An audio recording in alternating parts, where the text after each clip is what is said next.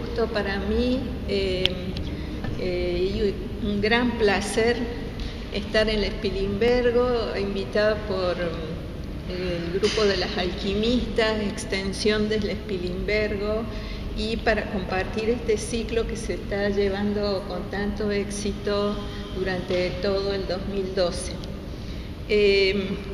El tema que voy a presentar es un tema que me interesa desde hace muchos años. Soy historiadora del arte, más que todo del arte latinoamericano, y siendo ese mi objeto de estudio, con frecuencia nos confrontamos en los límites de lo que llamamos genéricamente arte. En América Latina es necesario pensar, digamos, más que límites del arte, las fronteras porosas que hay entre los distintos sistemas de producción que existen, coexisten y se tensionan en América Latina.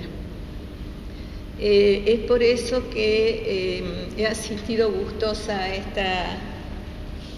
esta invitación, porque ya hace varios años que trabajo como paralelo a mi investigación de historia del arte, que estamos trabajando sobre plástica moderna en Córdoba en el siglo XX.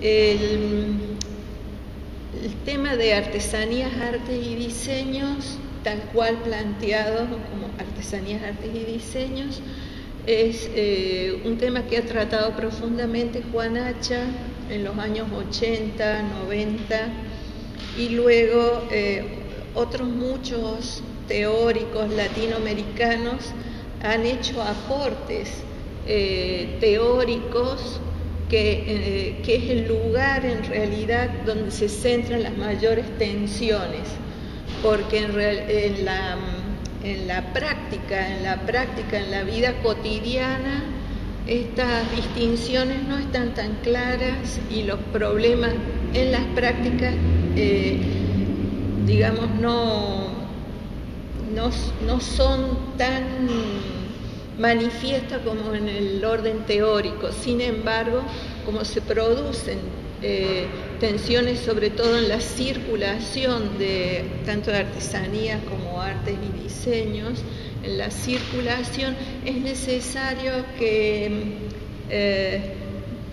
digamos, los productores y productoras que están en los distintos sistemas se instrumenten para poder argumentar mejor, para poder nombrar fenómenos que suceden y que aún falta señalizar, nombrar,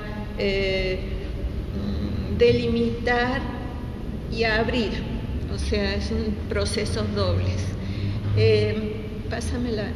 Tenemos acá como una dupla con Vanina. Juan Hacha propone estudiar nuestra realidad artística, y cuando dice nuestra realidad artística y lo nuestro de nuestro arte, está pensando justamente en teorizar sobre problemas específicos de las prácticas estéticas y artísticas latinoamericanas. Cuando dice nuestra realidad artística, habla del conjunto de relaciones sensitivas, es decir, aquellas que atañen a la sensibilidad que una comunidad mantiene entre sus miembros, tanto en la parte interna como hacia el exterior. Estas relaciones sensitivas, que ahora vamos a pasar a hablar más profundamente, dice Hacha, son la fuente y el destino de los tres sistemas de producción estética, que serían artesanías, artes y diseños. También habla Hacha, estos son como ideas centrales para poder trabajar y ampliar, existe una subjetividad estética colectiva que es histórica. Esa subjetividad estética tiene justamente como centro esas relaciones sensitivas, una subjetividad estética que se manifiesta en todas nuestras actividades cotidianas. Nos vestimos de cierta forma, nos comportamos de cierta forma, nos pintamos, nos relacionamos, nos movemos de una manera también estética. Y es histórica porque, digamos, está condicionado en cierto sentido por el contexto en el cual se desarrolla. También un concepto que desarrolla en torno a subjetividad estética es el de ecoestética. El de ecoestética. Por ejemplo, en la ciudad de Córdoba uno puede reconocer una ecoestética, así como puede diferenciar Córdoba de Buenos Aires y de Rosario. Uno llega a Rosario y dice, esto es Rosario, ¿no? Para verlo por fuera, porque uno está sumergido en esta ecoestética. Es decir, hay ciertas maneras en que se diseña la ciudad, se comportan sus ciudadanos y se relacionan sus ciudadanos. Entonces dice Hacha, las producciones estéticas son un complejo fenómeno sociocultural, derivaciones sensitivas de lenguajes o tecnologías preexistentes en la cultura. O sea, producciones estéticas, artesanías, artes y diseños requieren de lenguajes previos, Y el ejemplo que él pone dice, para que haya poesía debe existir un idioma que no está hecho solo para hacer poesía. Hay un idioma cotidiano previo que se puede convertirse en poesía. ¿Sí? Son lenguajes sensitivos preexistentes al arte o a la poesía. Pásame la próxima. Cuando él analiza las principales facultades humanas, razón, sensibilidad, necesidad de subsistencia y sus derivados culturales, ciencias, artes, tecnología, dice es necesario pensarlos de manera relacional. Cuando dice facultades humanas, estamos hablando de aquellas condiciones inherentes al ser humano que todo el mundo tiene. Es decir, no es necesario venir al Pilimbergo ni a la facultad para emocionarse frente a un atardecer hermoso o admirar una persona bella o sorprenderse por lo feo que están las cosas, o sea, por lo feo que está la ecoestética. Es decir, esas facultades humanas entonces son inherentes justamente a lo humano. H ejemplifica con un triángulo esa relación de las facultades, y esas flechitas indican una interrelación estrecha entre razón, sensibilidad y necesidad de subsistencia. En tanto que, por ejemplo, yo ahora estoy usando mi razón para hacer un discurso lógico, organizado, coherente para poder transmitirlo, pero no puedo excluir mi sensibilidad, porque yo siento corrientes afectivas, siento cuando me atienden, iguales que ustedes, cuando yo me dirijo o no a ustedes, cuando los miro, etc. Y por otro lado, la necesidad de subsistencia como docente es que, bueno, yo no desarrollo tecnología, más o menos, porque para pasar todo esto hay que aprender algo de tecnología, pero digamos, de alguna manera, la docencia me permite subsistir, desarrollo relaciones con el medio, etc. Entonces, de la razón surgen las ciencias, también esquematizando, insisto, de la sensibilidad a las artes y de la necesidad de subsistencia, las tecnologías. siempre interrelacionados, ¿sí? Ciencias con artes, con tecnologías, totalmente interrelacionados, porque no podría haber habido pintura renacentista, el óleo, sin justamente ese desarrollo tecnológico que pudieran usar los artistas y el razonamiento que acompaña al descubrimiento de ciertas tecnologías. Pásame la otra. Teniendo en cuenta eso, entonces en América Latina coexisten 3 sistemas de producción históricos, sucesivos e interrelacionados, que serían artesanías, artes y diseños. Cada sistema con sus formas de producción, distribución y consumo. Es decir, podríamos decir producción, circulación y recepción, depende de las teorías. Lo cierto es que no hay producción sin circulación y puede haber producción sin circulación, pero no nos enteraremos que existe. De alguna manera esa circulación incide en la producción y luego también la recepción tiene que ver con ese circuito de relaciones de los sistemas artísticos. Bueno, Hacha trabaja sobre un eje diacrónico para poder ubicar históricamente estos 3 sistemas, y yo he tratado de armar pásame la próxima. He tratado de armar un esquemita para comprender estas relaciones. Bueno, me voy a tener que parar, habíamos acomodado para acá, pero bueno. El segmento que tiene los años sería el eje diacrónico, es decir, la extensión a lo largo del tiempo, una representación del tiempo a lo largo, y luego una separación, siempre según Hacha, porque el concepto propio disculpame la tecnología, pero bueno, no tengo. Me voy para allá. Con el cursor aquí podrías también. Voy a quedar muy raro. Digamos que siempre poniendo entre paréntesis la idea de que podemos cuestionar el término artesanía, pero estamos siguiendo un poco el esquema de Hacha. ¿Por qué nos sirve Hacha? Porque nos permite comprender de dónde se generan las tensiones entre artesanía, arte y diseño de manera histórica.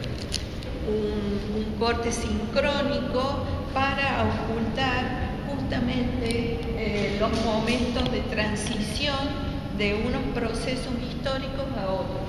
Es un primer corte, lo marca en 1492 y él decía que, digamos, en torno a esa fecha hay un antes y un después. Hay que estudiar ese periodo inmediatamente anterior y el inmediatamente posterior para poder vislumbrar, probar cómo se modifican las producciones de un periodo a otro, porque si tenemos antes de 1492 una producción netamente prehispánica y una posterior que sería la llegada de los españoles, que modifica totalmente los ecosistemas y las subjetividades estéticas de las que les hablaba antes.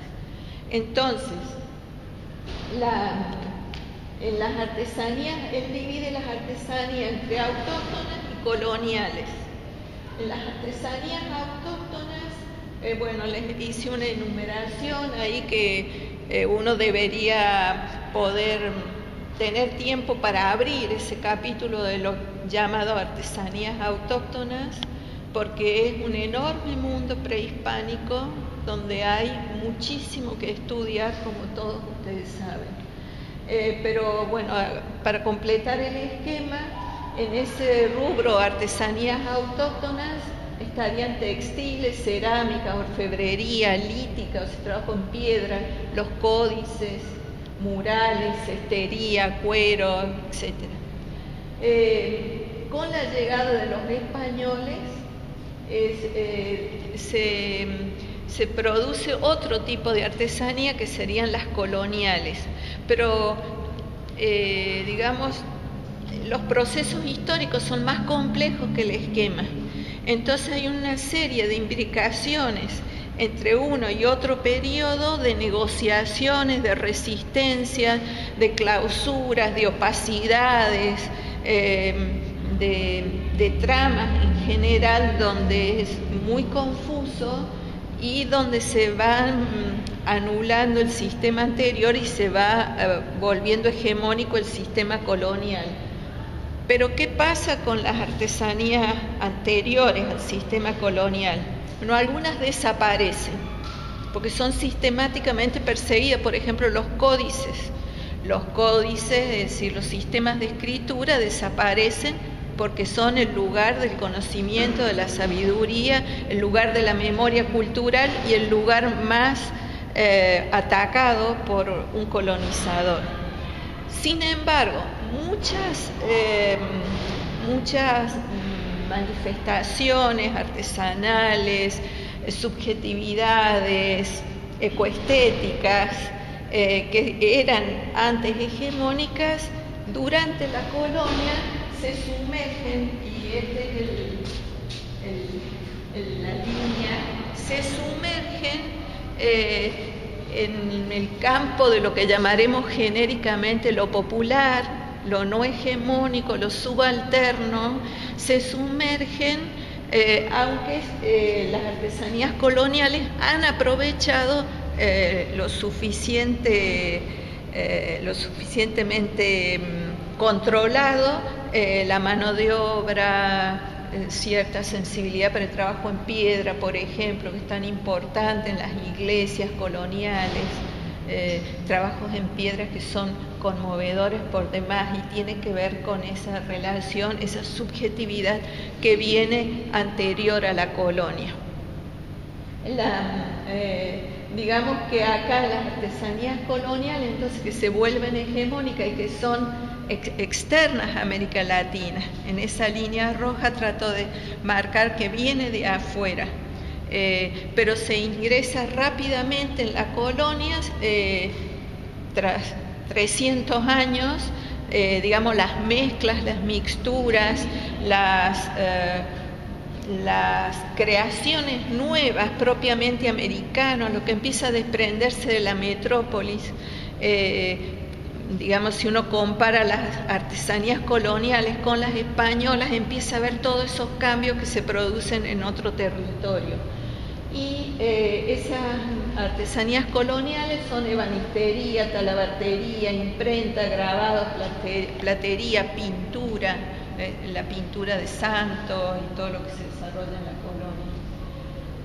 Hasta 1810, que sería la época de las independencias, salvo un par de países, entre 1810 y 1825 se independiza la mayoría de los países latinoamericanos. En ese periodo, digamos, se corta con la colonia como sistema hegemónico y se constituyen las repúblicas, con muchas dificultades, con muchas tensiones, digamos, también aspiraciones a desarrollar esa independencia y constituir un Estado. En la segunda parte del siglo XIX, entonces esas repúblicas cobran una dinámica y unas posibilidades de construcción de políticas culturales que incluyen un modelo de país que queremos ser. Ese modelo de país que queremos ser en la segunda parte del siglo XIX va a ser Francia, una Francia ilustrada. Entonces, para poder estar justamente a la altura de estos países europeos, sobre todo Francia, la mayoría de nuestros países deciden enviar a nuestros artistas, que en realidad son artesanos, que están trabajando en gremios, que tienen una serie de características que se han adquirido durante la colonia. Todos estos, los más hábiles de los artesanos son extraídos de los gremios a partir de becas, estímulos para participar en las nuevas academias, enviados a Europa para ser educados, y cuando vuelven son los artistas oficiales del Estado. Cuando todo este proceso, por demás complejo, que requeriría toda una explicación, cuando estos artistas vuelven imbuidos de el arte culto, entre comillas, ¿no? El arte culto, el arte moderno y un concepto de arte que van a desarrollar, y se desplaza todo el sistema colonial. Sin embargo, el sistema, la producción, la ecoestética, la subjetividad estética de la colonia no desaparece. ¿A dónde va a parar como subalternidad? Se sumerge en el espacio de lo popular, de lo cotidiano, de lo no hegemónico, y baja, digamos, yo he hecho un esquema de sub y baja, pero podríamos usar otros. Digamos, se sumerge en un mundo, digamos, que no interesa al poder expresamente. Entonces tiene esas libertades, así como lo prehispánico dura hasta hoy en su medicina popular. Y uno sabe para qué sirven tales hierbas, y cada vez más atención de los laboratorios internacionales sobre los sistemas medicinales americanos. Así como eso ha pasado desapercibido para el poder, otras cuestiones pasan a lo subalterno y se sumergen en una mixtura, mezclas, negociaciones, cambios, tramas, etc. Estas artes modernas, entonces, que se traen de Europa, van a ser las artes que sirvan al Estado, en representación del Estado, representar el Estado a través de la pintura. Por ejemplo, necesitábamos mostrar una imagen de las independencias que fuera común a todos nuestros países, que a todo esto tenían una capital más bien nominal y muchos conflictos internos. Entonces, ¿cuál es la imagen de independencia que queremos dar? ¿Qué batallas vamos a reivindicar y cuáles no van a aparecer en los manuales? Esas imágenes son discutidas con los presidentes, con el sistema gobernante de la República, para ser representados por los pintores. Los escultores se encargarán de la escultura monumental, de la escultura pública, cuáles son los héroes que se van a exaltar en nuestro país. San Martín, digamos, no le molesta a nadie. Los del norte, los del sur, los del este y los del oeste reconocen a San Martín. De ahí en más empezamos como a seleccionar, ¿no? Si entra, no entra, si va a traer conflictos, no va a traer conflictos, si en el litoral tal prócer es viable o no es viable. Bueno, todas esas cuestiones son discutidas por él, por las políticas culturales del Estado, y luego transmitidos a los artistas. Ahora, esas artes modernas son extranjeras también, son extranjeras, o sea, nosotros importamos la modernidad. Importamos a través de las repúblicas, que son ilustrados, también nuestros próceres son ilustrados. Entonces se convierten en artes hegemónicas, y hasta el día de hoy tenemos, digamos, un sistema bastante fuerte de las artes y su sistema de producción, circulación y recepción. Sin embargo, hacia 1950, en América Latina tenemos, digamos, la apertura plena hacia la sociedad de consumo, es decir, otra etapa del capitalismo donde los artistas van a tener que buscar, ya no tendrán tantas posibilidades de vivir de su trabajo y van a buscar trabajo en las crecientes y florecientes agencias de diseño.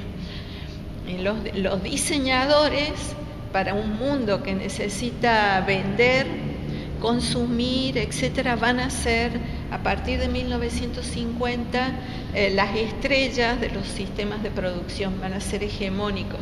Por eso es que hoy se están creando facultades de diseño y las de arte tienen que ayornarse, ¿sí? Entonces, empieza a ser hegemónico el sistema de diseño, gráfico, industrial, arquitectónico, urbano, textil, etcétera, y las artes se sumergen de manera subalterna a los diseños. Después vamos a hablar un poquito de eso y me pueden preguntar. Si uno hiciera un corte acá en el 2012, ¿qué encontraría? Todos estos sistemas conviviendo de las formas más increíbles.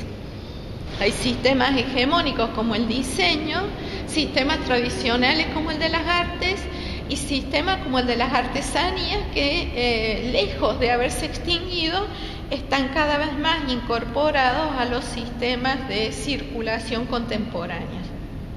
Pero también tenemos estas artesanías en distintos estratos, digamos, de circulación. Por ejemplo, el Ferreira, a principios de año, abrió por una gran exposición de textilería que venía de Santiago del Estero, una excelente muestra, el Ferreira, o sea que es como un centro importante en la ciudad. Pero también, simultáneo a eso, nosotros tenemos la Feria de los Artesanos o lugares donde hay artesanías regionales por la Belgrano. Entonces, en 1912 hay sistemas hegemónicos y un montón de otras posibilidades. Lo que sí ha pasado en el campo de lo social y que, digamos, se presta a interpretaciones, es que en las coexistencias ha habido desplazamientos. O sea, los artesanos, antiguos artesanos, han sido desplazados primero por los artistas y los artistas a su vez han sido desplazados por los diseñadores actualmente. ¿Se entiende? O sea que hay ahí como unas relaciones sobre las que podemos volver y me pueden preguntar. Voy a seguir un poquito más. Voy a tomar, si se comprende esa relación histórica, digamos, vamos a dejar un poquito a Hacha, porque es cuestionable su concepto de artesanía, porque no arte para todo, ¿no? Entonces, bueno, otros teóricos entran a la palestra, más jóvenes, como Ticio Escobar, de Paraguay, que ha sido ministro de Cultura de presidente, ¿cómo se llama el presidente? Lugo, perdón. Y que antes ha sido el director del Museo del Barro, es filósofo, curador, antropólogo, y ha hecho mucha convivencia con los grupos tupí-guaraní contemporáneos en la selva paraguaya. Entonces él, a partir de esos textos que lamentablemente no circulan en la Argentina por problemas de aduana, en esos textos, como La belleza de los otros, como La maldición de Nemur, sobre los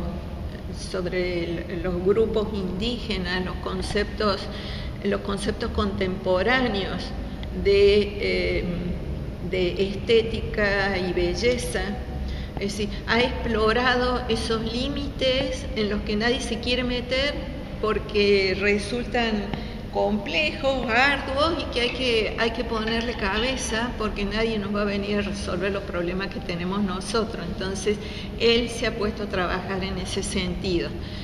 Si tienen oportunidad de ir a los países, a las provincias como Formosa, Misiones, ahí sí, en algunas librerías se consiguen y son muy recomendables. Él hace esa doble juego, digamos, de roles entre ser curador de arte contemporáneo latinoamericano, pero también explorador de esos otros espacios donde se puede pensar qué es la belleza y cuál es el sentido de lo estético y de lo artístico en grupos no occidentalizados. Ticio Escobar.